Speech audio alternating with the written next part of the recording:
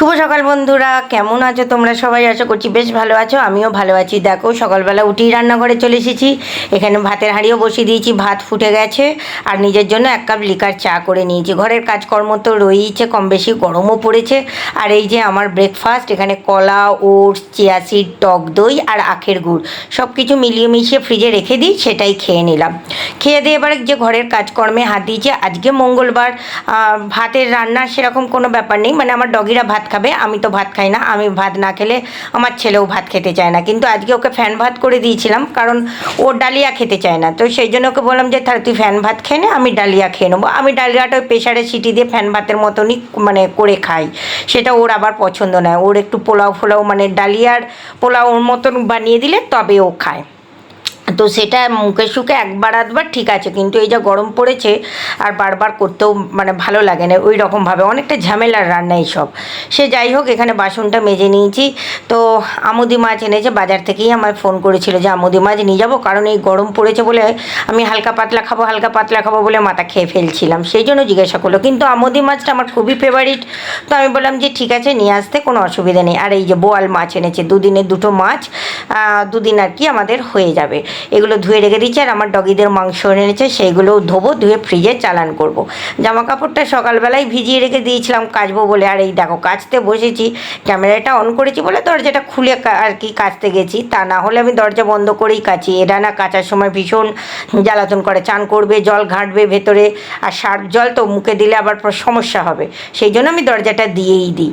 সে যাই হোক, জামা কাপড়গুলো কেচে নিচ্ছি। এখনও বেশ বেলাই হয়ে গেছে, কাজকর্ম সারতে সারতে অনেকটাই দেরি হয়ে যায়।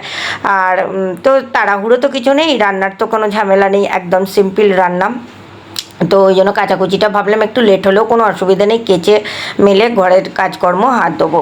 আর এখন না একদমই সময় করে উঠতে পারছি না, ভিডিও করছি ঠিক কথা, কিন্তু সেগুলো এডিট করা, ভয়েস দেওয়া, একদমই সময় করে উঠতে পারছি না। একে তো সকাল থেকে রান্না বান্না কাজকর্ম আছে, এতগুলো বাচ্চাকে সামলানো আছে, হ্যাঁ, তো ওদেরও চ্যানেলের ভিডিও রেডি করা, পোস্ট করা টাইমে টাইমে, এইসব করতে করতে না একদমই আমি সময় সুযোগ করে উঠতে পারছি না যে লং ভিডিও পোস্ট করব। সে যাই হোক, এখানে ঘরটা ঝাঁট দিয়ে নিচ্ছি। আর আমরা না এখন মাঝে মধ্যেই না বাইরে বেরিয়ে যাচ্ছি, আর মানে ঘর দেখতে, কারণ আমাদের তো টাইম হয়েই আসে, এখনও মে মাস জুন মাস 2 মাস টাইম আছে, তবু ঘর তো দেখতে হবে। ঠিক মনে মতো আমরা ঘর পাচ্ছি না, বা যে ঘরগুলো পছন্দ হচ্ছে ওনারা আবার এতগুলো ডগি দেখে দিতে চাইছে না, এরকম একটা সমস্যা হচ্ছে। যাই হোক, সমাধান ঠিকই হয়ে যাবে, ঘর ঠিকই পেয়ে যাবো, খুঁজতে হবে। তো ঘরের কাজকর্ম সেরে ঠাকুরকে পুজো দিয়ে দিলাম। এই যে আমার গোপু সোনা স্নান টান করে খেতে বসে গেছে।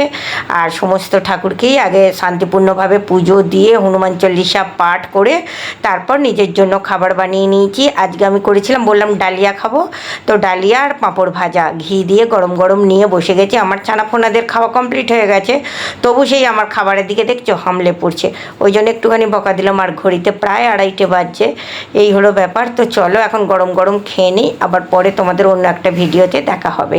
ততক্ষণের জন্য তোমরা সবাই খুব ভালো থেকো। আর আজকে না ঘি দিয়ে খাইনি, আজকে বাটার দিয়ে খাচ্ছি। প্রত্যেকবারই ঘি দিয়ে খাই, আজকে ইচ্ছা গেল একটু বাটার দিয়ে খাবো, তো সেই জন্য আজকে বাটার নিয়ে নিয়েছি। তো চলো আজকে এইটুকুই, দেখা হচ্ছে নেক্সট দিন। ততক্ষণের জন্য টাটা, সবাই খুব ভালো থেকো।